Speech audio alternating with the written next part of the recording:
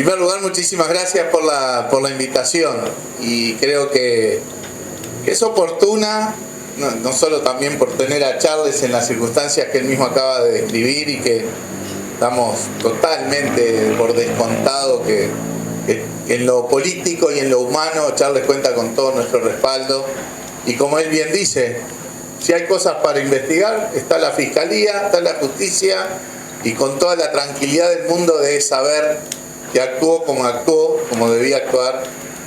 Bueno, reitero, todo el respaldo humano y el respaldo político de parte del Frente Amplio General, de nosotros en particular, porque está claro además que es un proceso que tiene un origen que no está despegado de lo que vamos a hablar hoy, que es el tema del puerto. Es un origen de parte de una forma de combatir a la oposición política por una sencilla razón: el gobierno está en declive. Lo que tanto les importaba a ellos, y que lo usaban como un argumento mismo, ¿no? Las encuestas eran el argumento mismo de ellos, de decir, bueno, ustedes piensan esto, piensan lo otro, pero nosotros ganamos, vamos a gobernar como dijimos que íbamos a gobernar, cosa que es mentira, no lo están haciendo, pero además la gente sigue apoyando al presidente, sigue apoyando al gobierno. Eso en los últimos meses viene en picada. Tenían popularidades del 60%, el otro día sale la encuesta de opción, donde tiene el gobierno un apoyo del 41%, bajó 20 puntos en 6 meses, 8 meses, del referéndum para acá. Y los pone nerviosos, ya con la primera encuesta que empezaron a bajar sensiblemente. Hicieron una pijamada ya en Anchorena, que estaba el presidente, el ministro de Defensa, el ministro de Interior, y de ahí salieron, y el secretario de Presidencia también, salieron, pero con un grado de agresividad, decir que el Frente Amplio actuaba con deslealtad institucional, actuaba con deshonestidad intelectual. Eso son nervios, es darse cuenta que no están haciendo pie, que están perdiendo pie, que no están resolviendo los temas de la gente. O porque mintieron, o porque queda al desnudo pasada la pandemia que todo lo que prometieron en la campaña electoral lo están incumpliendo, y porque no están resolviendo los problemas. Ellos en el tema seguridad sacaban pecho de que estaban ganándole a la delincuencia, que estaban volviendo las carteras, que estaban ganándole al delito, y bueno, quedó claro que pasada la pandemia los delitos recrudecieron, porque en realidad la responsabilidad por los cuales los delitos habían bajado era la pandemia, que la gente tenía menos movilidad, y no, como decían ellos, la LUC y pegar 2 gritos en la policía, que ahora sí la policía tenía mando y tenía respaldo. Bueno, se les cae el discurso con la realidad misma. Y en lo económico, con la caída de salarios, con la caída de pasividades, con los precios que suben, en lo social, con más pobreza, con ollas populares, en seguridad, como decíamos, con los homicidios que vuelven a niveles récord, en vivienda, que prometieron 50.000 viviendas, todavía no empezaron a construir una, y hablaban de 0 asentamientos, y 0 es lo que han hecho hasta ahora por los asentamientos. Están armando fideicomisos, llevan medio periodo de gobierno. Bueno, parte de ese nerviosismo y de esa reacción es este tipo de acciones absolutamente insólitas desde el punto de vista político, pero que son puramente políticas, ¿no? Como la persecución en el caso de Charles y otras reacciones, porque, reitero, están perdiendo pie, y en particular desde el Ministerio del Interior, con lo de los delitos, con lo de los homicidios, con lo del pasaporte al narco, que no se dieron cuenta, no sabían que le estaban dando un pasaporte a un narco que estuvo preso en Uruguay, que estaba siendo investigado internacionalmente y que estaba preso en Dubái porque tenía un pasaporte falso. Y para ellos eso era un trámite administrativo común. Se ve que todos los días reciben pedidos de pasaporte de narcos presos por el mundo. No, para el canciller era un jugador de fútbol que andaba por el mundo. Bueno, sin palabras. Bueno, la reacción a todo eso incluye la persecución que estábamos hablando de Charles. Y decía, esto no se despega del tema de fondo, del tema del puerto. El puerto es un escándalo. Un escándalo. porque no tenemos explicación. Le preguntamos directamente, cuando Charles hizo la interpelación a Heber, en su rol de ex ministro de Transporte, porque Heber va ministerio por ministerio macaneándola, ¿no? ¿Por qué hicieron esto? ¿Cómo es que entregan un monopolio, regalan un monopolio a una empresa internacional por 60 años, gratis, ¿sí?, sin que haya ningún informe de nadie, ¿sí?, ni del puerto, ni del Ministerio de Transporte, ni de Presidencia, nadie? Es como esa cosa del patrón de estancia, ¿no? Yo ahora estoy en el gobierno, el puerto es mío y se lo entrego a quien yo quiero. Así actuaron. Eso se llama, en términos jurídicos, un monumento al abuso de funciones. Y eso es lo que nosotros denunciamos en la Fiscalía, porque ahí hay delitos. No es un tema de diferencias políticas, no es un tema de errores políticos, ahí hay delitos. Nosotros decimos, ese acuerdo que hizo el gobierno, que no le hizo solo Heber, ¿verdad? Acuerdo que incluye la torre ejecutiva, por supuesto. Nosotros denunciamos al ministro y a su secretario de Transporte, o sea, Heber y Olaizola, pero también al prosecretario de Presidencia, Ferrés, que después descubrimos que había sido asesor del puerto en gobiernos anteriores, y al actual presidente del puerto, que también cometió delitos de abuso de funciones, falsificación ideológica, bueno, en fin, ahí esas cosas jurídicas. Yo cometo el error de descansarme en Chávez. Entonces, ¿qué hicieron esto? Firmaron un acuerdo donde le dan por 60 años, el monopolio del manejo de contenedores en el puerto de Montevideo. Un negocio que nosotros estimamos que por abajo de la pata vale 2.000 millones de dólares. Por abajo de la pata. Y se lo regalan. Entonces nosotros decimos, primero, viola la Constitución. Es inconstitucional. ¿Por qué? Porque según la Constitución, para crear un monopolio, se necesita ley. Y acá no mandaron nada al Parlamento. No buscaron a sacar una ley. La resolvieron en el Ejecutivo. E incluso como el monopolio es privado, se necesita mayoría especial para votar la ley. O sea, el 60%, 2/3 de los legisladores. O sea, hubieran necesitado los votos del Frente Amplio para aprobar esto. Era obvio que no los iban a tener. Por eso es que no mandaron al Parlamento una ley. Pero al hacer esto sin ley, están violando la Constitución. Y además decimos que es flagrantemente ilegal. Viola no una, varias leyes. Y les voy a contar algunas de las que viola este acuerdo. Una es la ley de puertos del año 92, en la que en general el Frente estuvo en contra. O sea, acá no es un tema de defender lo que hizo el Frente Amplio. No, esta es la ley del 92 del gobierno de la calle Herrera. ¿Cuál era el eje de esa ley? Instaurar que en el puerto de Montevideo, en la actividad de contenedores, haya competencia. Antes había un monopolio público, ¿verdad? La ley instaura la competencia. Lo dice la ley de puertos del gobierno blanco. La competencia es totalmente lo opuesto al monopolio. El monopolio es que todo lo hace uno solo. Todo el negocio lo hace uno solo. La competencia significa que hay varios agentes compitiendo por el negocio. Está claro que si hay cierto grado de competencia, el que ofrece, que está compitiendo, va a tratar de ofrecer una mejor calidad o un precio un poco más bajo.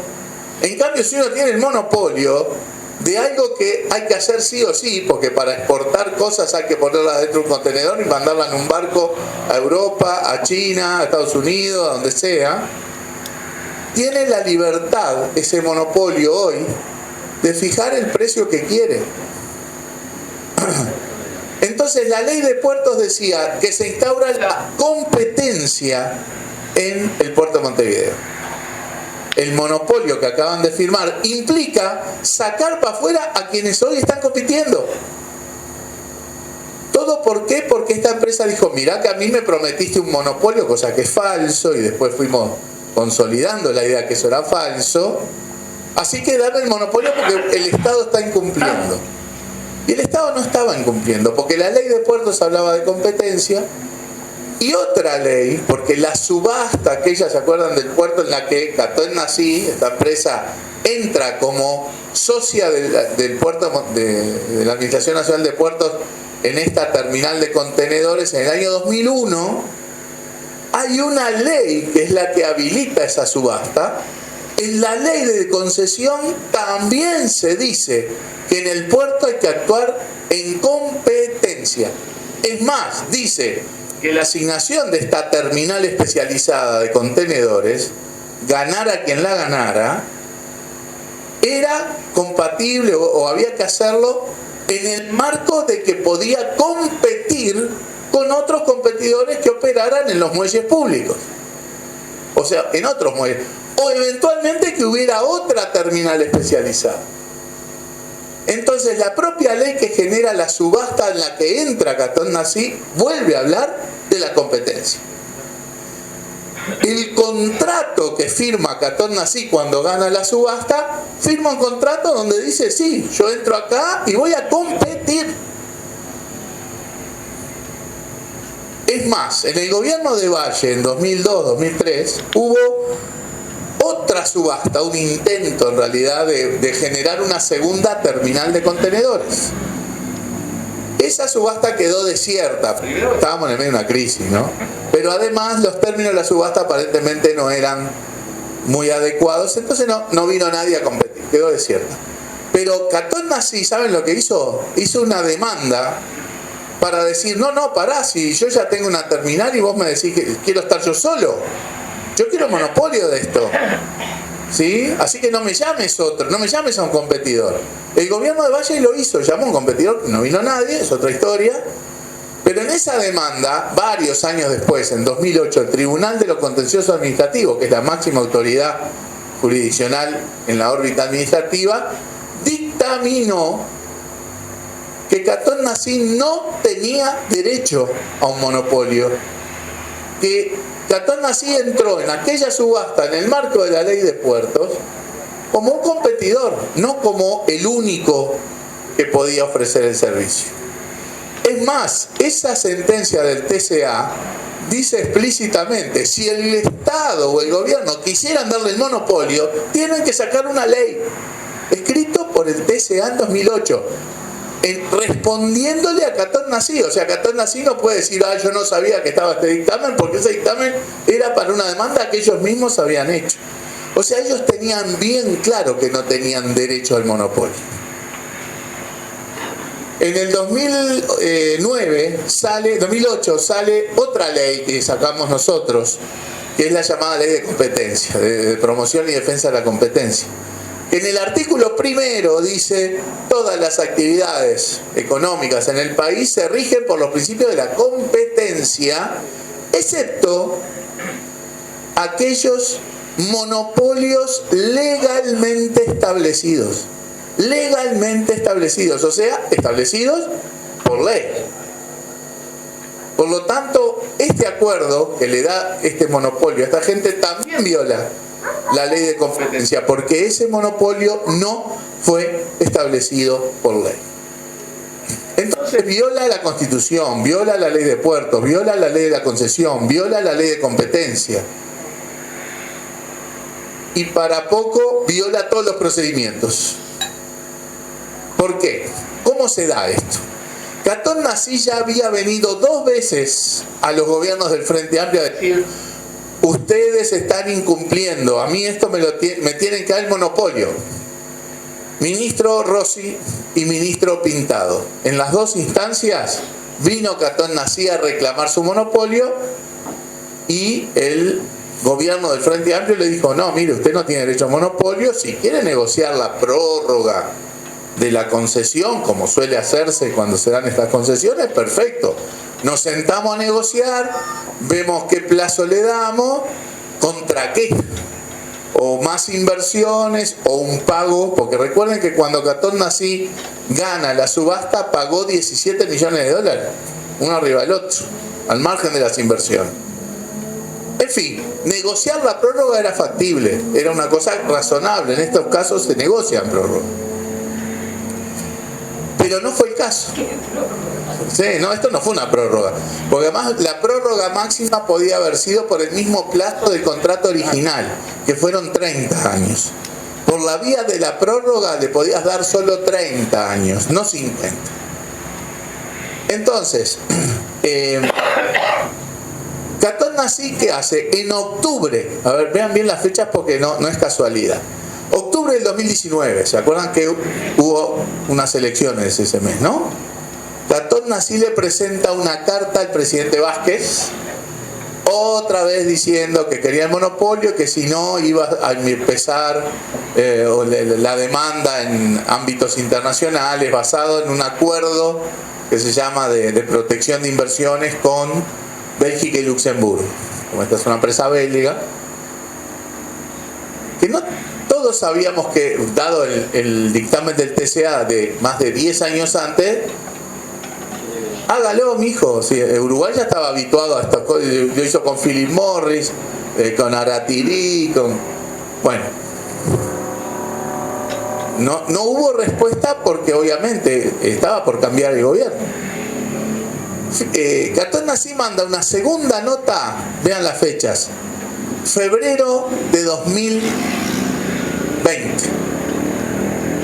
Se la manda a la calle Pou, que iba a asumir unos días después.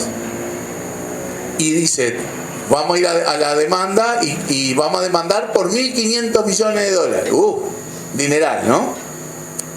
Bueno. Un año después el presidente va al Parlamento y nos dice en el informe de la Asamblea General que se había firmado este acuerdo y que de esa manera evitaron un juicio por 1.500 millones de dólares y además conseguían un montón de inversiones. Todos quedamos medio perplejos porque de la nada saltó eso. Entonces empezamos a tratar de averiguar. El ministro Heber va casi 2 meses después al Parlamento a explicar esto. Y explicar es una forma de decirlo, no explicó mucho que digamos. Ahí es donde de a poco empezamos a ver que esto estaba lleno de irregularidades. Dijimos, usted hace esto para evitar un juicio, o sea que tendrá informes jurídicos que digan que ese juicio lo teníamos semi perdido. A ver, a ustedes le dicen, te voy a demandar por una millonada. Lo primero que hace es que llamas a un abogado. ¿Sí? Bueno, ellos no llamaron a nadie. Primero nos mintieron, nos dijeron, sí, hay informes jurídicos de este. Nunca aparecieron.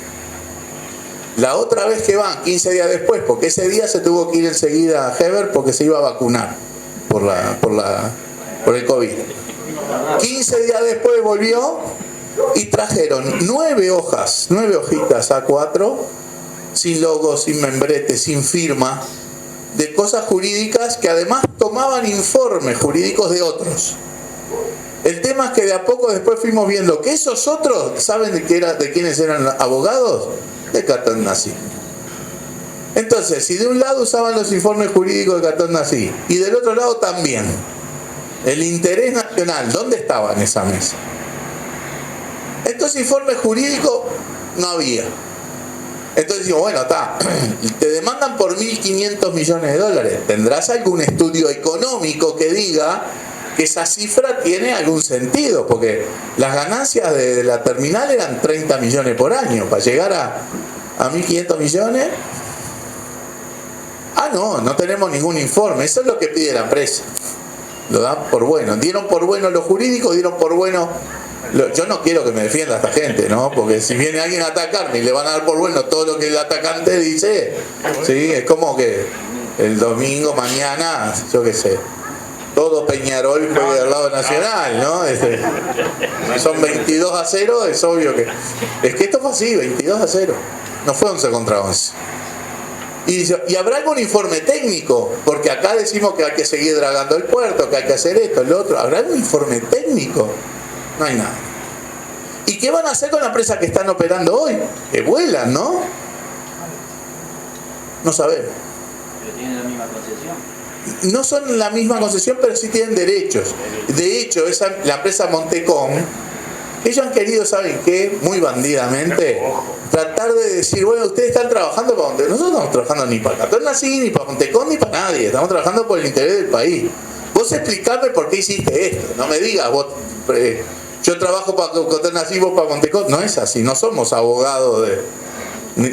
Ahora, Montecom ahora sí va a ir a demandar a Uruguay, porque a ellos sí ahora tiene sentido que digan, me cambiaste la regla de juego, me sacaste el negocio, que me proteja el tratado de inversiones con Chile y Canadá, porque Montecom tiene accionistas chilenos y canadienses.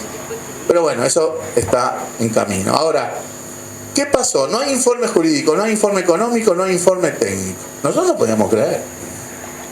Entonces lo pedimos. No aparecía. Pedimos por acceso a la información pública. No lo mandaron. Entonces decimos, ¿dónde está la resolución del gobierno que dice vamos a firmar este acuerdo? Entonces vamos a la página de Presidencia, donde se cuelgan todas las resoluciones del Consejo de Ministros, del Poder Ejecutivo. Y ahí veíamos resoluciones del Consejo de Ministros, la 399, la 400, la 402. ¿Dónde está la 401? No aparece, no aparece, no aparece. No la colgaron. No la colgaron. Entonces, se la pedimos al ministro. Sí, se las mando. Estamos esperando.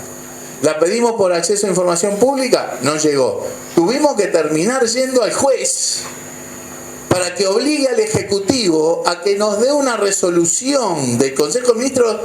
Todas las demás están colgadas en la página web de gobierno, para que, o sea, realmente había un interés de ocultar esa resolución.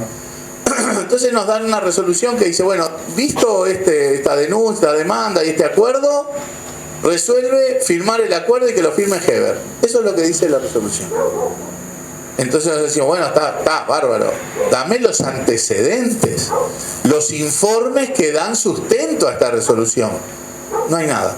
Es un expediente vacío. De la nada hay una resolución que dice te regalo un monopolio por 60 años y gratis. O sea, un escándalo. Por eso decimos que acá es un monumento al abuso de funciones. En el Estado, y a nosotros nos tocó gestionar la administración pública. Para comprar lapiceras precisas un informe. Le pedís a la gente del stock si faltan lapiceras, los de contaduría, a ver si hay plata para comprar. Precisás 3 informes para comprar lapicera. Esta gente no pidió un solo informe para regalar un monopolio de 2.000 millones de dólares en el puerto. Es un escándalo, un escándalo, un escándalo. ¿Y los pasos a seguir? Bueno, los pasos a seguir ya empezaron. O sea, que fueron, en primer lugar, nosotros hacemos un recurso administrativo al gobierno para decir, mijo, esto es inconstitucional, ilegal, viola los procedimientos. La cuarta pata, si me permitís un paréntesis más antes de ir a eso, inconveniente para el país, para la gente, porque un monopolio en el puerto va a encarecer el puerto. Y encarecer el puerto quiere decir que se encarece todo lo que entra por el puerto y todo lo que sale por el puerto. Y lo que sale por el puerto, que son la exportación de bienes, muchas, de una proporción importante, va a ser más caro colocar el trabajo de la gente en el exterior. Y todo lo que entra es cuando vamos al almacén, al supermercado, a la tienda, a comprar alimentos importados, vestimenta, electrodomésticos. Todo va a ser más caro porque el puerto va a ser más caro. Entonces esto es altamente perjudicial para los uruguayos y las uruguayas. No para el super recontra plus maya oro que se llama Catón Nací, que ganó un negocio por 2.000 millones de dólares. ¿Qué hicimos? Además de la cosa política, ¿no? Llamamos al ministro, llamamos al presidente del puerto, llamamos al prosecretario de Presidencia y dijo, muchachos, expliquen este disparate acá, esto no se entiende, es un escándalo. Las explicaciones no aparecen porque es imposible que expliquen cómo toman esta decisión sin un solo informe. Imposible. Es como surreal. Es total. No tiene gollete. Entonces, no había explicación, obviamente.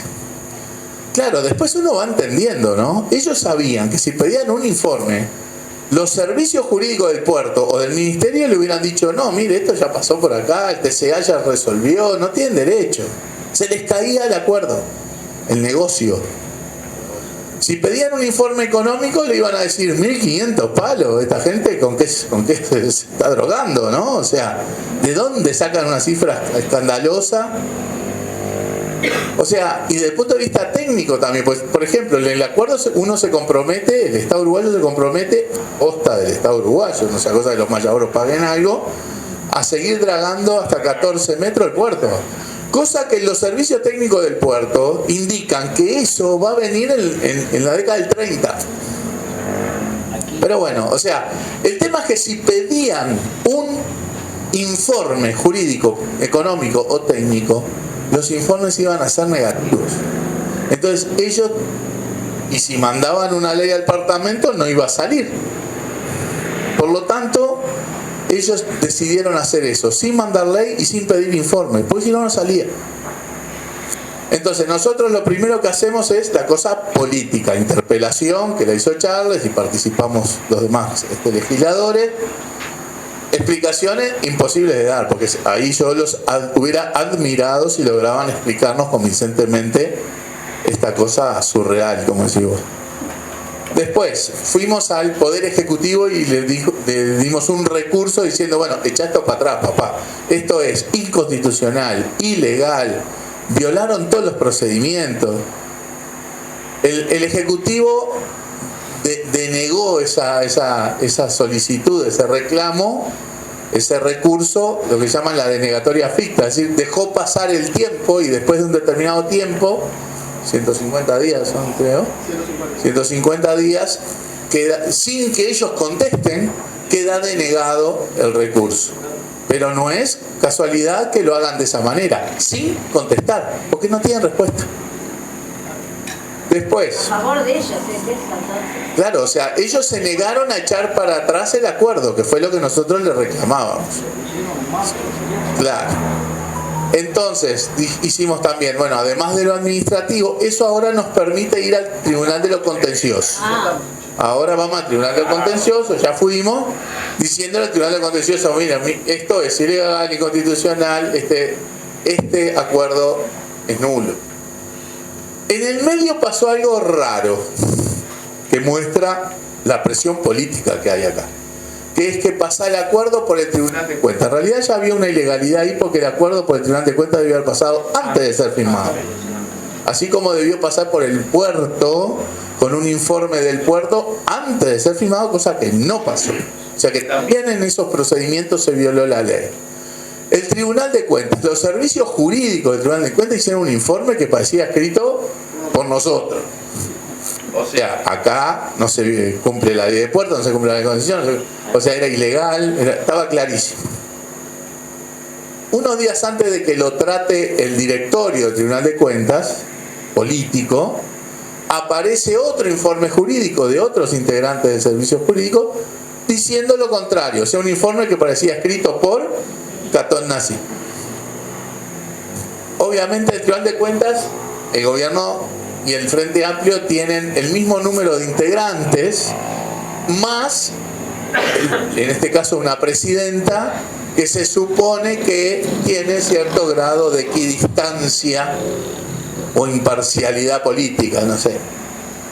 Bueno, obviamente los representantes del Frente Amplio acompañaron el informe primero que les dije, los de gobierno acompañaron el segundo, y o sea, era obvio que ahí se habían violentado los procedimientos. Es obvio decir que si esto tenía que pasar por el propio Tribunal de Cuentas antes de ser firmado y viene 6 meses después, o sea, no hay que entender mucho, ¿no? Pues la presidenta dio una voltereta en el aire admirable, admirable. Empezó para un lado y terminó diciendo, no, acá no pasa nada. Y el Tribunal de Cuentas, en ese marco donde claramente hubo presiones políticas, termina diciendo, no observamos el acuerdo. Un escándalo también, que debilitó la propia credibilidad del Tribunal de Cuentas. Y además, entonces, de lo político, lo administrativo, y que fuimos al TCA ahora, que el acuerdo está en el TCA, el Tribunal de Contencioso Administrativo, nosotros pedimos que se declare nulo. También dijimos, acá hay delitos. Por lo tanto, fuimos a la justicia, a la fiscalía. Tuvimos incluso, nos convocó el fiscal al que le asignaron el caso para una conversación general de encuadre de cómo veíamos todo esto, y bueno, y después el fiscal empezó a llamar a todos los involucrados. Y bueno, eso está ahí a estudio de la fiscalía, que decidirá si corresponde o no enviar esto a la justicia, al Poder Judicial. Es un escándalo. Lo del puerto es un escándalo. No tienen explicación, cometieron delitos, violaron leyes, violaron la Constitución. La gente a veces dice, ¿y a vos por qué te parece que hicieron esto? Nosotros le preguntamos a Heber, ¿no? A ver, ¿por qué hicieron esto? ¿Y por qué lo hicieron de esta manera? Cero respuesta. Cada uno especulará por qué. Ahora, el tema es que es algo que nosotros vamos a pagar por 60 años, ¿no? Obviamente también dará el margen para algún reclamo en la órbita internacional. Una vez que se culminen los procesos acá internos, bueno, habrá margen.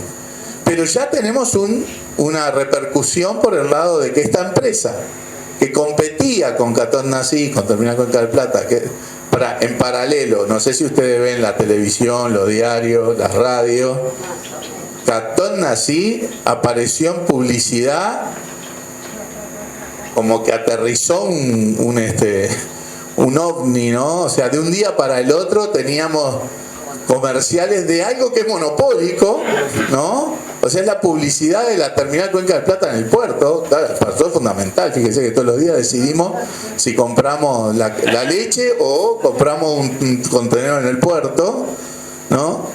Por medios de prensa, canales, radios, masivamente apareció Catón Nasí haciendo publicidad.